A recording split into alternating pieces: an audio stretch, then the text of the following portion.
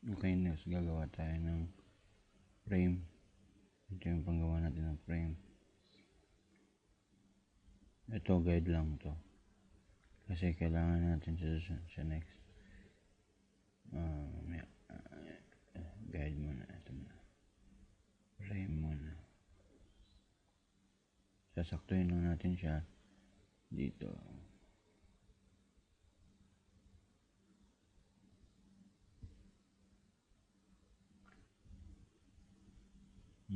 Lalabas niya. So hindi pa yan. Dadrag natin siya kasi kailangan natin i-cover yung mga pictures. So yan, pag rectangle, right click, blend. Ito na kaya yung sinasabi ko, blending options. So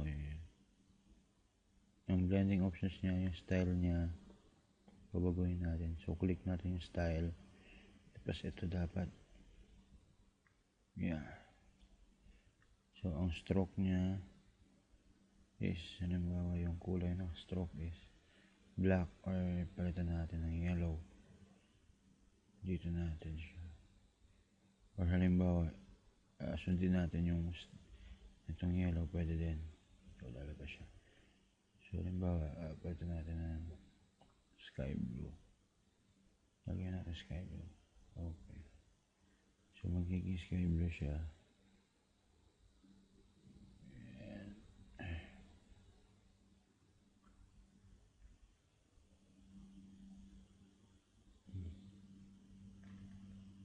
Palitan natin to. Yung edges niya naging ganyan, bilog-bilog dati. Pwede natin palitan ng straight line. Okay, so yun.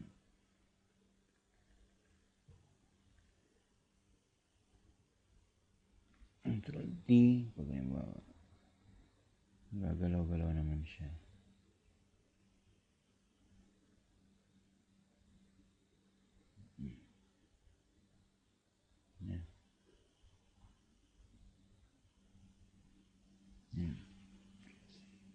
Siguro pwede naman siya yung stroke niya. Sundin natin to. Stroke. Palitan natin ng ganyan.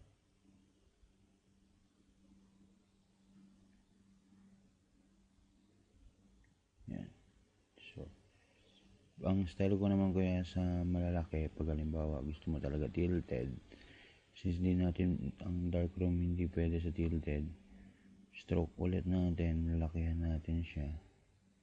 Kunwari lang lalakihan, tapos control T, yung frame lang i-tilt natin.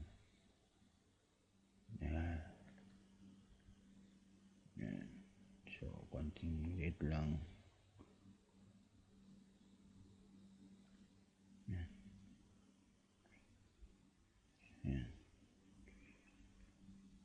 Tapos halimbawa hindi naman siya tilted, gusto mo ipisan lang natin siya, blending options ulit, stroke, pindutin yung stroke, hindi yung check lang, yung stroke mismo. Tapos dito natin yung size. Yan yung basic. Next naman, hindi na tayo kailangan gumawa niyan, copy mo lang, or halimbawa pareho lang ang gusto, duplicate layer, control T ulit, kagaya ng ginawa natin. So, yan na siya.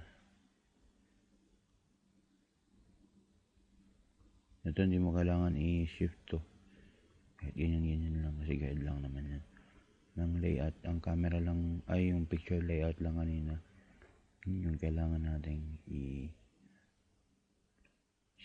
Tapos yan, duplicate layer ulit, control T. So may point ka na ito na siya, tatlo. So lagi natin i-check yun. So ang kailangan lang naman natin mamaya para sa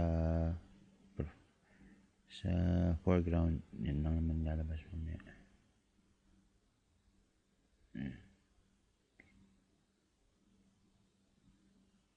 Okay. Save natin. Control S. Tayo natin maging okay na. Yun.